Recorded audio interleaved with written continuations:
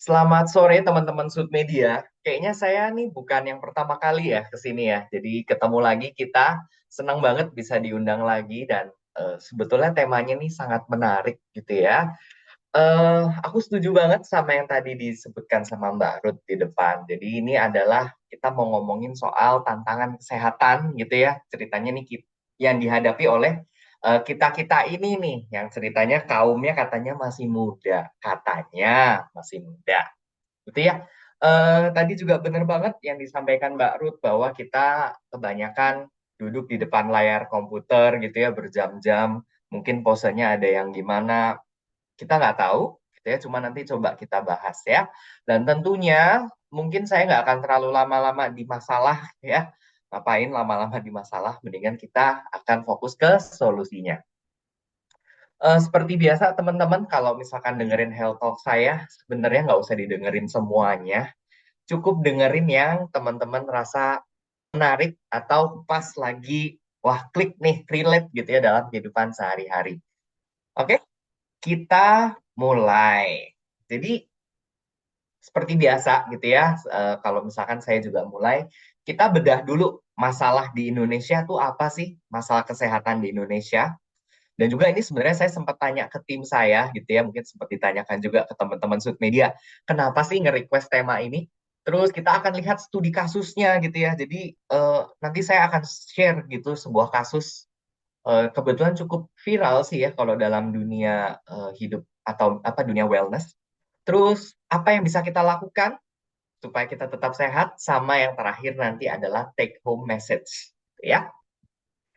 Kita mulai. Nah, teman-teman mungkin kayaknya kalau Dokter Ivan presentasi di sini nge-share-nya grafiknya ini lagi gitu ya. Cuma teman-teman grafik ini adalah apa ya istilahnya, yang memberikan kita sebuah pandangan kalau kita terus hidup seperti ini, maka yang menyebabkan kematian orang-orang Indonesia adalah hal-hal ini, gitu ya. Banyak, tentunya ada banyak. Kita nggak usah lihat semua, kita melihat top 5-nya saja. Sorry. Ya, kita lihat top 5-nya saja nih, teman-teman. Kita zoom in sedikit. Ya, jadi nomor satu adalah high blood pressure, tensi tinggi gitu ya. Nomor dua adalah high blood sugar, ini gula darah. Nomor tiga merokok. Nomor empat obesitas. Nomor lima adalah polusi udara. Nah, teman-teman, penyakit-penyakit ini atau masalah-masalah ini ya, kalau misalkan kita kan masih muda ya, apa iya tekanan darah kita tinggi, apa iya gula darah kita tinggi. Kalau merokok sama obesitas mungkin bisa ya. Untuk polusi udara ini memang, apalagi kalau misalkan teman-teman di Jakarta, ini rasanya sih setiap hari juga begini gitu ya. Nah, tapi teman-teman, sebetulnya masalah-masalah ini itu bisa nyata atau bisa muncul meskipun kita juga masih muda-muda gitu ya. Nah, ini adalah masalah Indonesia. Jadi saya juga penasaran apakah masalah ini juga ada di teman-teman Sud Media, makanya nge-request gitu ya tema ini. Lalu saya tanya gitu, kalau masalah-masalahnya seperti tadi, kenapa Sud Media kok minta eh, apa ya, meminta tema masalah kesehatan yang dihadapi oleh eh, masa apa generasi muda gitu ya. Lalu saya dapat beberapa input, katanya, iya dok, soalnya di sini tuh kan Sud Media itu usianya masih relatif muda-muda.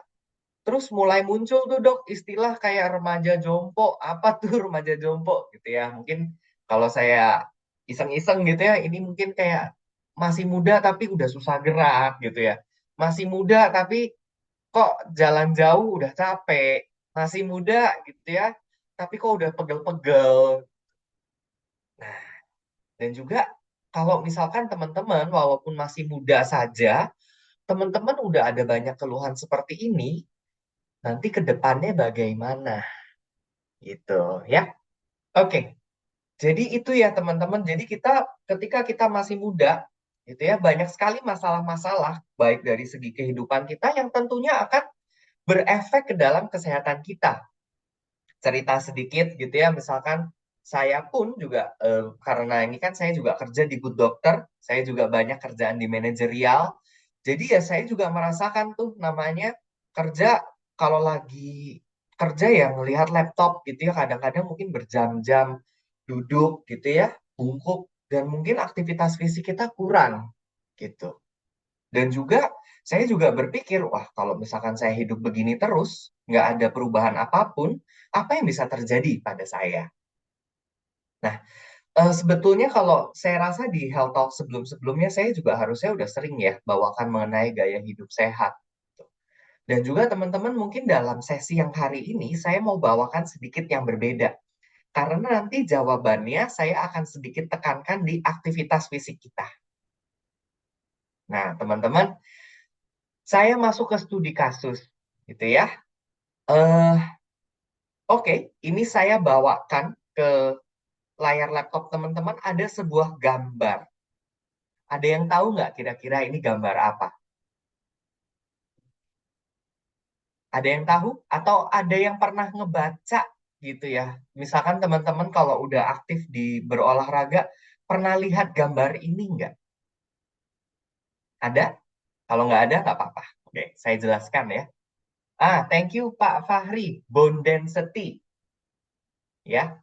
Oke, jadi gambar ini, teman-teman Sud Media, ini adalah gambaran potongan melintang via MRI ya. Jadi ini MRI, ini adalah foto paha manusia ya. Jadi orangnya ini ceritanya ini adalah orang gitu ya, dia di MRI pahanya, terus keluarnya ini. Nah, saya izin, kok nextnya nggak bisa ya? Oke, sebentar. Nah, teman-teman, ini adalah foto paha orang berusia 40 tahun, tapi dia itu adalah seorang triatlet. Triatlet, ada yang tahu triatlet apa? Triatlet itu adalah atlet ya. First and foremost, mereka ini adalah atlet. Ya, atletnya olahraganya ngapain aja? Ada yang tahu nggak? Kata kuncinya tri. Thank you. Ini mob dev. Sri. Oh, ya. Lari, goes, dan renang. Nah, terus kenapa gitu? Kenapa sih? Ya.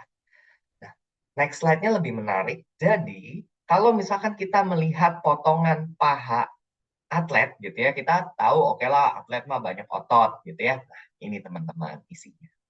Benar yang tadi Pak Fahri kemukakan ya. Di situ ada tulang juga. Nah, tulangnya ini agak-agak sedikit counterintuitif ya. Tulangnya itu yang warnanya hitam. Ya, yang putih ini jeroannya tulang sumsum. Sumsum ya, sumsum tulangnya putih. Eh, actual tulangnya itu warnanya hitam. Tuh, sorry, saya ambil pointer. Ya, ini hitam ini adalah tulang, yang putih ini adalah sumsum. Lalu yang gede ini ya, yang warna abu-abu ini adalah otot. Nah, terus di sekitar otot ini ada yang putih-putih, ini adalah lemak. Nah, teman-teman di sini bisa kita lihat ya, bahwa ini tulangnya ini cukup tebal, itu ototnya tebal sekali, lalu lemaknya itu cukup tipis. Ini adalah triatlet yang tiap hari olahraga, tiap hari latihan seperti ini, gitu. Nah, nah sekarang saya ganti gambarnya, ya. Ini juga adalah potongan yang kurang lebih sama, ya. Cukup sama ya teman-teman. Ini tulangnya masih cukup tebal, ototnya juga masih tebal, lemaknya malah agak-agak lebih tipis gitu ya kalau menurut saya. Yang berbeda dengan slide sebelumnya adalah, ya ini dia, berbeda di usianya.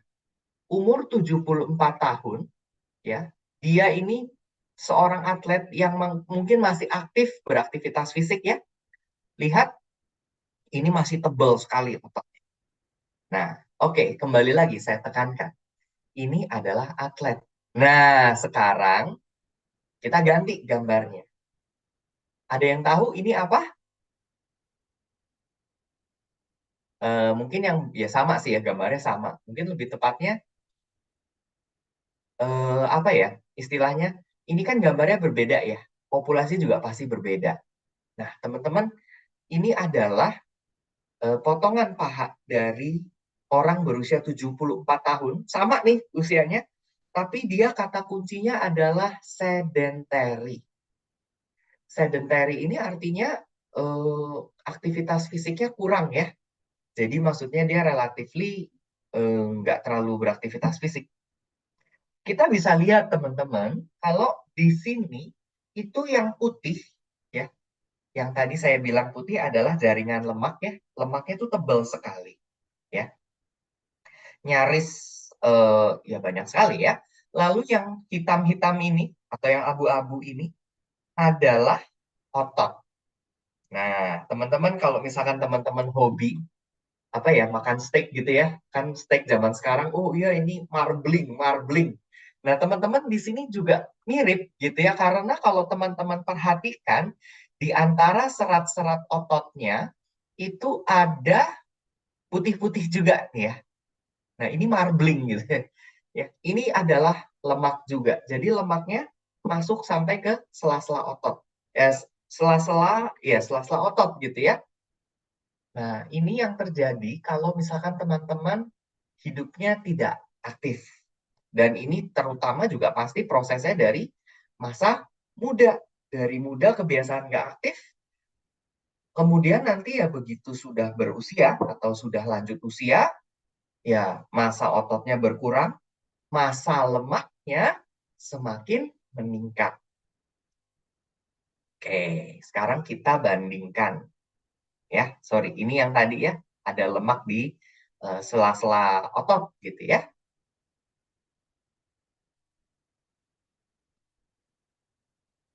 Nah, tapi teman-teman ada yang ketinggalan gitu ya.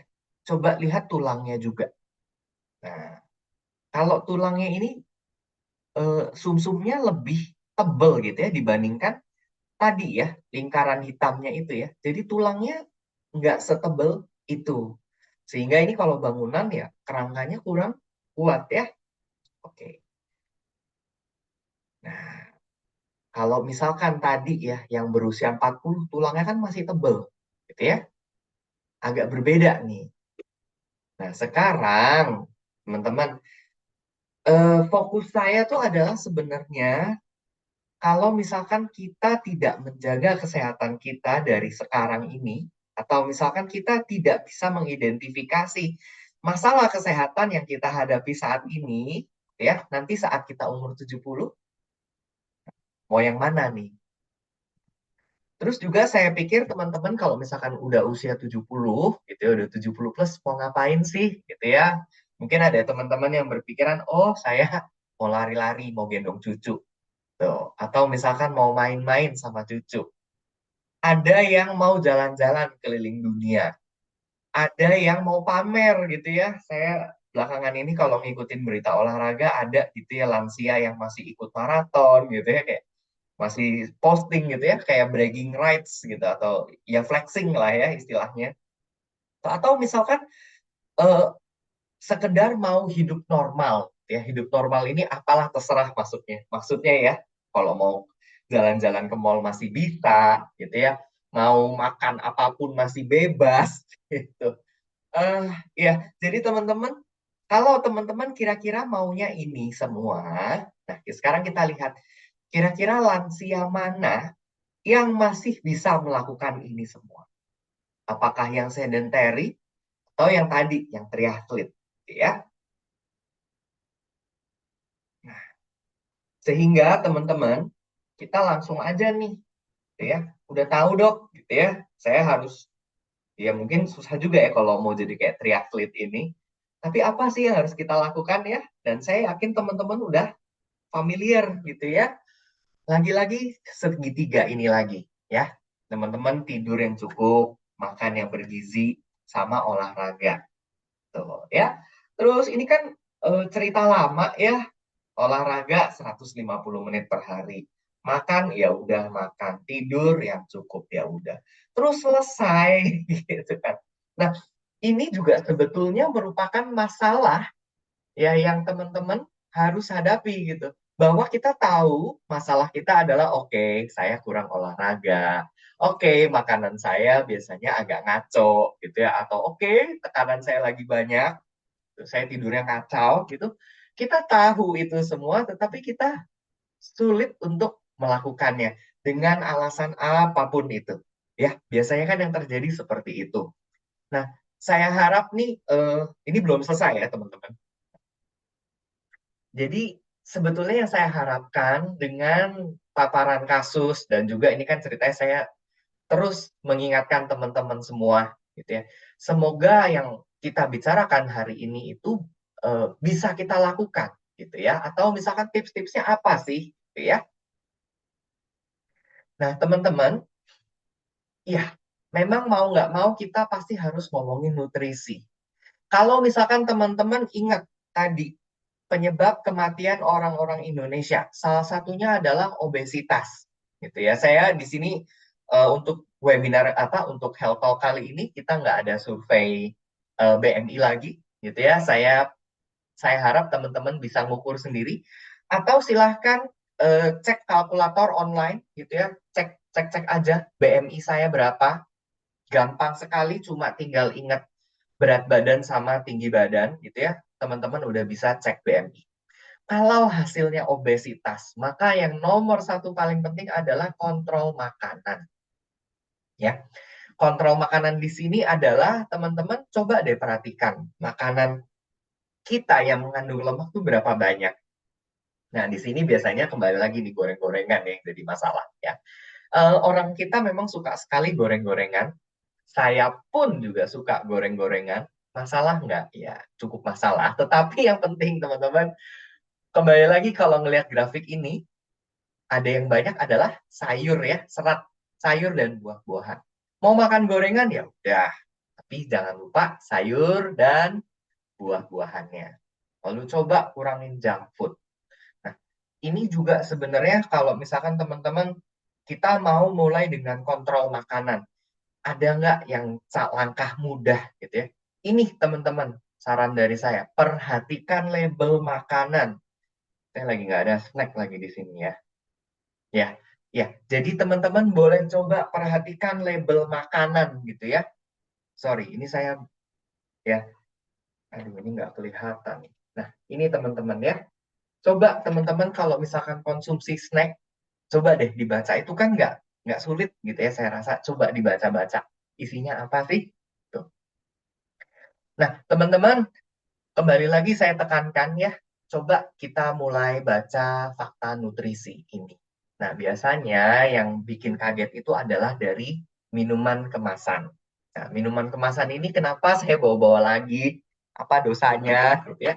Sebenarnya bukan dosanya. Yang dosa bukan minumannya. Yang dosa adalah kalau kita minum tidak terkontrol. Tuh. Teman-teman coba lihat yang saya pointer di sini. Sugarnya tertulis 39 gram. Ya, 39 gram. Ini ada gambarnya. Gitu ya, segini teman-teman. Banyak banget. Boleh nggak? Boleh, tapi jangan sering-sering gitu ya. Dan juga ya kalau setelah minum ini mohon diingat gitu ya, kalau misalkan populasi di Indonesia kita termasuk kita gitu ya memang banyak yang obesitas dan juga gula darahnya tinggi sehingga saya nggak terlalu menyarankan ya minuman-minuman seperti ini. Boleh nggak minum? Ya ya udah, diingat, dikontrol. Kalau bisa less sugar lebih baik ya. Lanjut, gambarnya ini lagi dong. Gitu ya, teman-teman. Cuma eh, kalau misalkan teman-teman coba refleksi gitu, kita masih makan seperti ini enggak? Ya, di sini kalau kita lihat karbohidratnya double gitu ya. Di sini juga sayurannya ada nggak sayur? Ya ada seledri gitu ya, sama paling ini jeruk. Buahnya jeruk nipis dok. Semoga enggak gitu ya teman-teman. Semoga saya harap di sini masih ada buah-buahan lain atau masih ada sayuran lain. Tuh.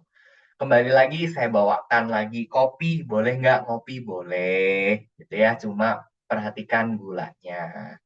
Makanan seperti ini, makanan Padang gitu ya, ini enak banget. Saya pun juga ngeliat ini lapar. Boleh nggak? Boleh. Tapi kalau bisa sayurnya diperbanyak. Ya, sebenarnya itu lagi kan ya teman-teman ya. Ayo kita refreshing lagi ya. Kalau misalkan kita mau menurunkan berat badan, gitu ya, untuk nomor satu dari nutrisi ya. Perhatikan apa yang teman-teman makan. Itu nomor satu ya.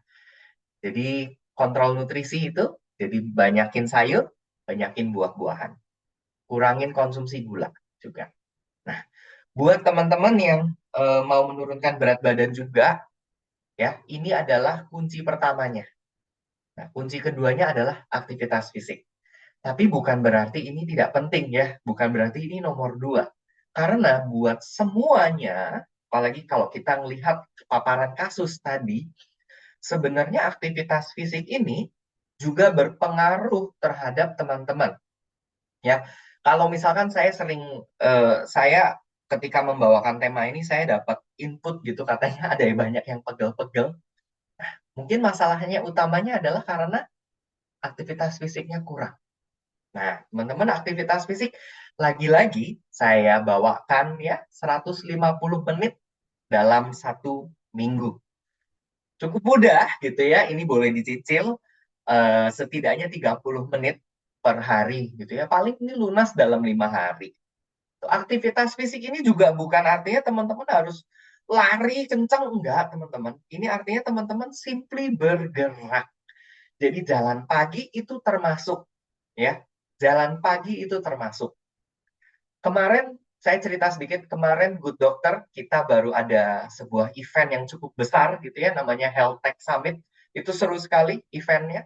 Ya, teman saya itu karena mereka handling ya semacam IO gitu ya, dia jalan ke sini, jalan ke tempat lain, jalan lagi gitu ya. Itu kan bukan olahraga ya, tetapi itu termasuk ke dalam aktivitas fisik. Lalu setelah event itu berakhir, dia bilang, dok, gue capek banget dok, gila. Hari ini gue 10.000 langkah dok, gitu. Cuma ngurusin event. Itu sebetulnya termasuk ke dalam aktivitas fisik. Nah, hal-hal seperti itu sebetulnya boleh ya, teman-teman. Cuma yang saya mau tekankan juga adalah konsistensinya. Kalau kita harus ngadepin event gitu ya, atau nge-IO-win gitu tiap hari, gempor juga kayaknya. Nah, makanya teman-teman, nggak apa-apa, misalkan cuma, aduh dok, saya cuma bisa olahraga cuma 15 menit hari ini, mendingan nggak usah sekalian kali ya. Jangan seperti itu. Nggak apa-apa, yang penting ada. Ya, mindsetnya yang penting ada aktivitas fisik. Buat teman-teman kalau mau olahraga, cari temen.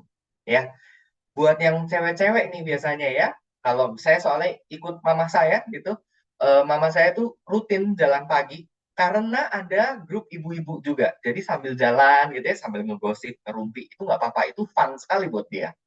Dan juga yang penting adalah itu ngebuat mama saya konsisten dalam beraktivitas fisik maupun berolahraga.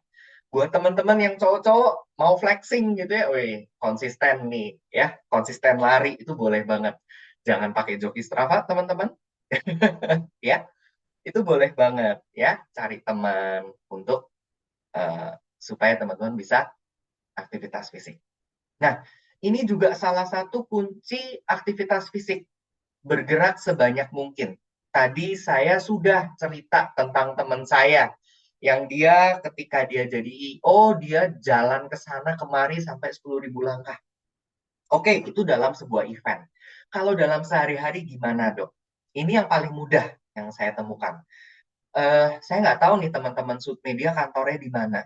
Tapi kalau ada transportasi umum, cobalah naik itu. Gitu ya. Bukan yang sistemnya ride hailing ya, atau ojek online. Tapi misalkan teman-teman naik busway atau naik angkot, ya. Jadi tujuannya apa? Tujuannya supaya teman-teman ketika misalkan busway stop, gitu ya, teman-teman masih harus jalan ke kantor. Dan juga dari kantor ketika pulang teman-teman harus jalan lagi ke tempat busway-nya, lalu baru naik busway. Itu salah satu tips yang saya temukan paling cukup mudah gitu buat teman-teman yang masih ngantor gitu ya. Jadi coba manfaatkan public transport. Ini juga ikut mendukung kegiatan pemerintah sepertinya ya dalam eh, apa menyebarkan transportasi publik. Tuh. Nah, yang kedua, buat teman-teman yang masih kerja, ya semuanya masih kerja di sini ya. Buat teman-teman ya yang kerjanya katanya duduk-duduk gitu ya, bungkuk depan laptop gitu ya. Kalau memungkinkan, ya kalau di kantor kami itu ada meja yang agak tinggi. Jadi saya kadang-kadang kalau misalkan, aduh kayaknya udah kelamaan nih duduknya ya, saya akan naikin laptop saya gitu, saya taruh di atas, lalu saya meetingnya sambil berdiri. Atau misalkan kalau saya lagi meeting sama klien, cuma yang nggak perlu yang tatap muka gini, saya yang pakai handphone gitu ya, calling calling aja sama klien gitu, terus jalan jalan jalan jalan. Kliennya makin apa makin rewel gitu, kita jalannya makin cepat. Nah, gitu. Itu boleh banget teman-teman ya. Jadi coba perhatikan teman-teman gitu ya, berdiri atau misalkan duduk saat kerja, saat calling klien, boleh teman-teman sambil jalan-jalan, tapi tentunya mohon diperhatikan jangan sampai konsentrasinya buyar gitu ya. Terus, nah ini juga sedikit-sedikit ya, mengubah posisi atau lokasi kerja bila memungkinkan. Maksudnya apa? Jadi misalkan saya tuh kalau kerja, misalkan saya pertama di cubicle saya gitu ya. Terus nanti abis itu saya kerja dari dekat jendela, pindahin laptop, pindahin semuanya. Terus kerja nanti dari ruang rapat. Pokoknya sebisa mungkin itu ketika kita ngantor, tetap ada aktivitas fisiknya. Jadi kita nggak melulu duduk di tempat kita gitu ya, nggak melulu duduk gini gitu ya. Ada kegiatannya gitu. Ada yang mau cari senam-senam online, boleh nggak? Boleh-boleh aja. Kalau misalkan teman-teman senang melakukannya, kenapa tidak? Tapi saya rasa beberapa tips yang saya temukan, terutama buat teman-teman kantoran, ini ya, yang dapat saya summarize buat teman-teman. Nah, teman-teman, saya juga sebenarnya ketika membawakan gambar ini, eh, kenapa sih pentingnya kita tetap bergerak gitu ya? Ini ada seseorang gitu ya, cewek kayaknya ya, wanita. Kita melihat ini kan gerakan biasa ya sebenarnya. Dia ngikat tali sepatu, dia bukan jongkok apa tuh ya namanya. Dia menunduk ke bawah gitu ya untuk ngikat tali sepatu. Teman-teman, kalau teman-teman tidak terbiasa bergerak, gitu ya, saya harap nih teman-teman submedia kayaknya di umurnya masih 30-an, 20, 30, 40 gitu ya. Kalau kita tidak membiasakan gerakan-gerakan kayak begini, ketika kita memulai memasuki usia 60, 70, wah ini susah banget. Belum tentu habis jongkok gitu bisa bangun lagi tuh ya. Karena alasannya nanti katanya lututnya udah kenapa-napa. Makanya teman-teman, ketika kita masih muda, ya, make sure kita terus menggunakan kegiatan-kegiatan seperti ini atau kita tetap aktif gitu ya supaya gerakan-gerakan seperti ini tidak membebani kita di masa nantinya ya. Nah, teman-teman izin, ini saya kemarin soalnya itu tips yang tadi saya lakukan beneran kok. Ya, eh ini gambar apa sih nggak jelas gitu ya. Sorry, ini saya nggak ketemu gambar yang lebih baik. Tapi ada yang tahu kira-kira ini apa? Ya, kalau nggak tahu, saya maklum gitu ya. Nggak ada gambar yang lebih baik. Tapi teman-teman, ini kalau nggak salah di daerah Bekasi gitu ya. Ini adalah jembatan penyeberangan mau ke busway. Ya, jadi kan kalau saat naik busway itu biasa ya ada jembatan penyeberangan karena kan busway-nya di tengah jalan gitu. Lalu teman-teman di sini ada dua pilihan. Jadi yang pertama di sini ada lift, ya. Di sini ada tangga. Tuh. Nah, dalam hal ini setelah mendengar presentasi saya pada hari ini, saya harap saya harap aja teman-teman bolehlah milih yang ini, gitu ya. Tujuannya apa? Ikut aktivitas fisik ya. Kalau teman-teman naik lift itu kan teman-teman ya udah jalannya paling berapa langkah, habis itu udah diem gitu ya. Ya, kalau boleh sih, ya naik tangga ya teman-teman. Tetapi kembali lagi saya serahkan ke teman-teman. Yang penting kan konsistensi ya. Kalau misalkan ini teman-teman rasa terlalu berat, ya bolehlah kapan-kapan dicoba gitu ya. At least ya tadi tujuannya supaya kita membiasakan tetap bergerak. Ya, oke. Nah, ingat kembali lagi teman-teman saya bawakan slide ini.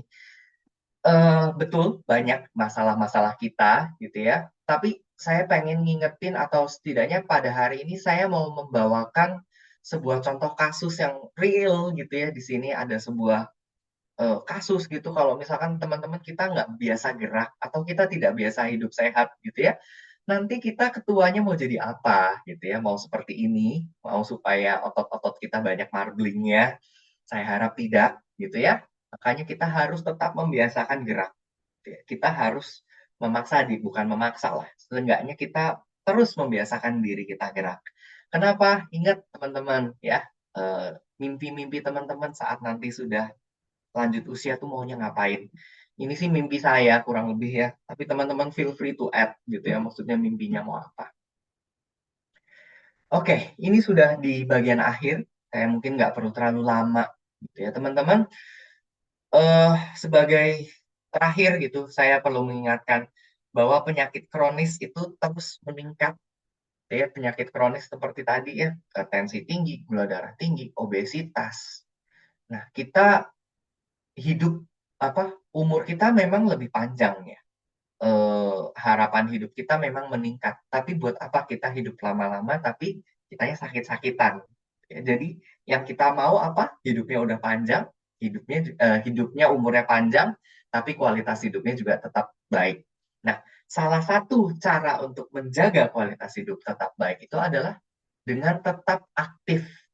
Kalau teman-teman ingat gambar tadi, ini ada sebuah kata kunci yang penting ya, use it or lose it. Kalau teman-teman tidak menggunakan otot teman-teman, teman-teman akan kehilangan otot itu di masa nanti. Untuk itu, saya tekankan pada hari ini adalah, ayo kita tetap aktif. Ayo kita membiasakan diri kita untuk bergerak. Tadi ya, buat teman-teman di kantor, jangan kebiasaan kalau boleh gitu, meeting sambil calling-calling gitu ya, sambil jalan-jalan, meetingnya sambil berdiri instead of duduk, gitu ya. Terus tidak lupa juga jaga asupan nutrisi, ya. Makan seenggaknya 50% sayur dan buah-buahan dalam satu hari. Dan juga terakhir, teman-teman, di sini kan saya juga mewakili tempat kerja saya di Good Doctor, gitu. Jadi kalau teman-teman ada masalah kesehatan, teman-teman bisa menggunakan aplikasi Good Doctor untuk berkonsultasi dengan dokter-dokter, gitu ya. Jadi ini kan sebenarnya cukup mudah nih. Teman-teman tidak perlu ke klinik, tidak perlu ke rumah sakit, nggak perlu ke puskesmas, gitu ya. Kalau lagi sakit udah istirahat aja. Apalagi misalkan teman-teman sedang dalam kesibukan, ya teman-teman cukup gunakan HP untuk eh, untuk ketemu dokternya, obatnya pun juga akan diantarkan ke tempat teman-teman semua. Nah, untuk yang ini bolehlah pakai aplikasi. Tapi yang lain-lain teman-teman, misalkan kalau untuk makanan, mohon please be mindful ya. Oke, teman-teman, mungkin itu yang dapat saya sampaikan. Mbak Ruth, kayaknya saya boleh kembalikan ke Mbak Ruth lagi. Kita masuk ke sesi tanya jawab. Thank you.